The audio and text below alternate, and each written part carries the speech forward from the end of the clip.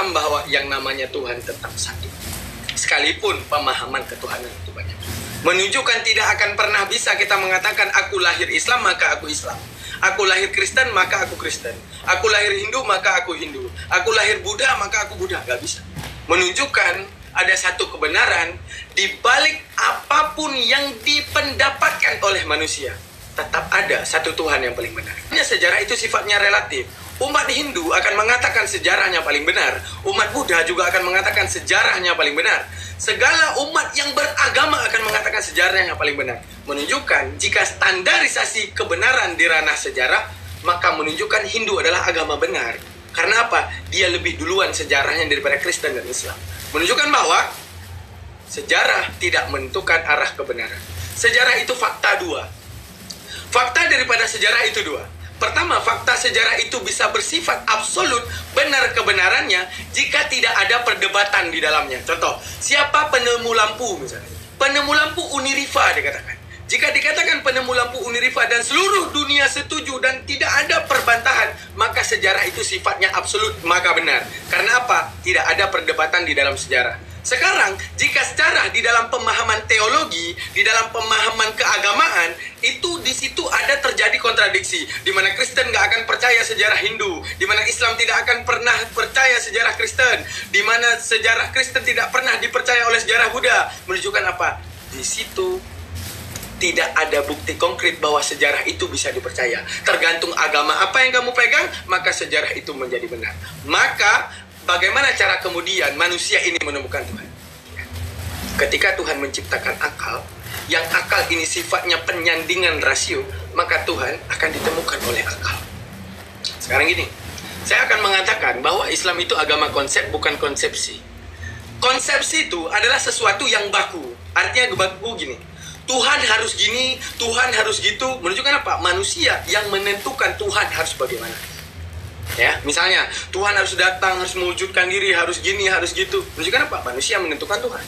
Akan tetapi, yang namanya konsep, manusia tanpa ada pemberitaan apapun, tanpa ada Weda, tanpa adanya Bible, tanpa adanya Al-Quran, bisa menemukan Tuhan dengan konklusi akalnya. Bagaimana contohnya? Sekarang ini saya akan buktikan kenapa Islam ini agama yang benar.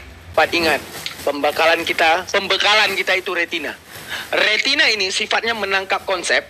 Ketika konsep ditangkap, adanya deskripsi. Sekarang adakah yang menangkap konsep Tuhan yang memahami deskripsi? Tidak ada. Tidak ada agama manapun. Ya. Karena apa? Itu hanya angan-angan. Tuhan aku terlihat, tapi nyatanya tidak pernah terlihat. Tuhan Hindu terlihat, nyatanya tidak pernah terlihat.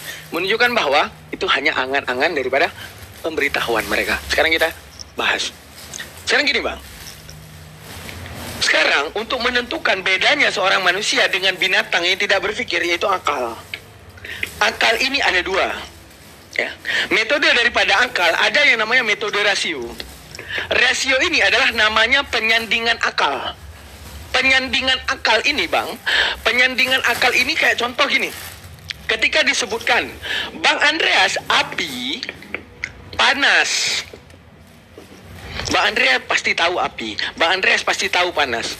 Ketika Bang Andreas runutkan dalam logika apa itu api, apa itu panas, bersanding konkret benar.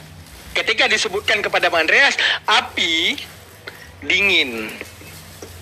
Ketika disebutkan api dingin, penyandingan di dalam rasio tertolakkan. Karena apa? Secara afirmasi ataupun secara pemahaman Bang Andreas, yang namanya api bukan panas, tertolakkan. Menunjukkan apa? Kalau di doktrin, api itu dingin, akan tertolakkan di dalam akal. Apakah iman yang ditolakkan akal bisa diterima? Tidak akan pernah bisa diterima. Menunjukkan sekarang kita bilang, kita ngomong nih, penyandingan rasio, Tuhan menjadi apapun. Ya, ini rasio dulu. Rasio, contoh. Ya. Tuhan bisa nggak jadi apapun? Bisa. Contoh, Tuhan bisa nggak jadi buaya?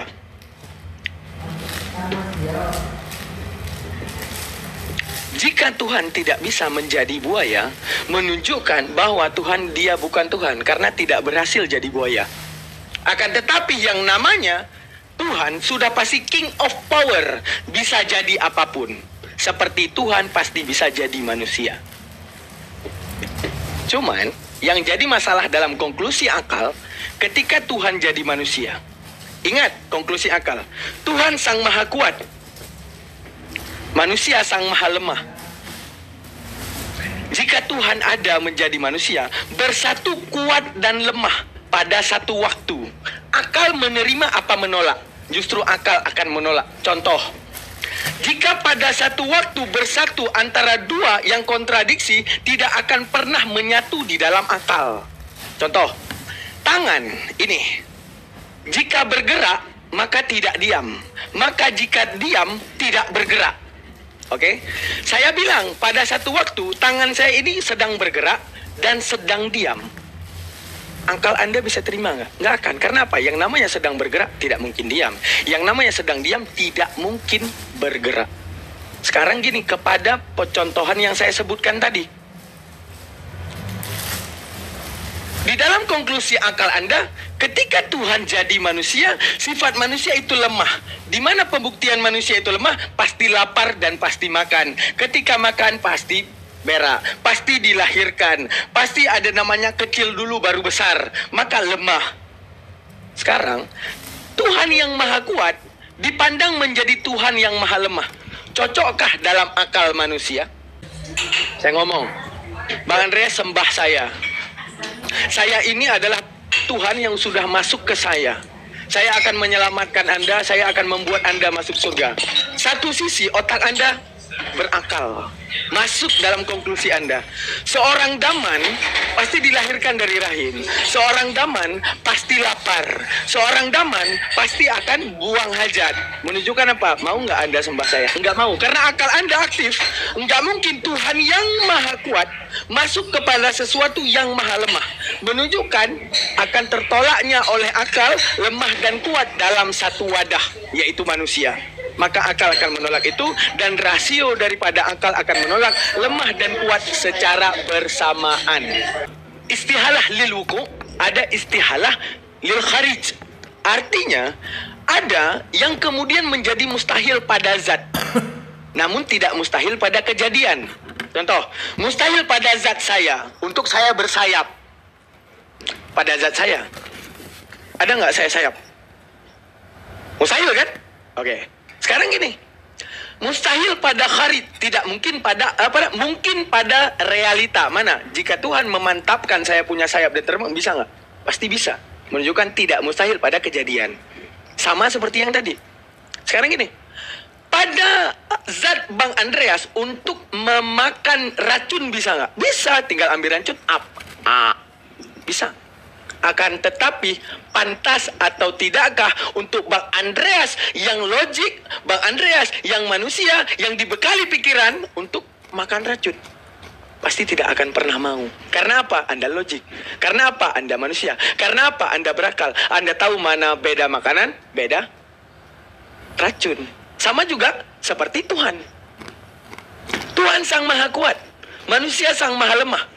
Bisa nggak dia jadi manusia? Pasti bisa. Namun pertanyaan dalam akal kita, layak atau tidakkah seorang yang dipandang maha kuat menjadi maha lemah?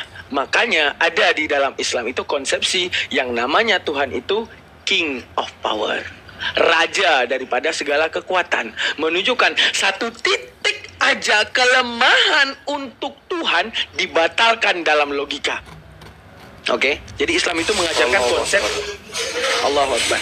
Mengajarkan di dalam akal ini bagaimana mengajarkan pemahaman terhadap logika. Itu satu, itu penyandingan rasio. Seperti yang tadi saya bilang, dalam satu wadah yang maha lemah, masuknya sang maha kuat. Saya bilang, saya sang maha kuat, saya adalah Tuhan. Anda setuju nggak?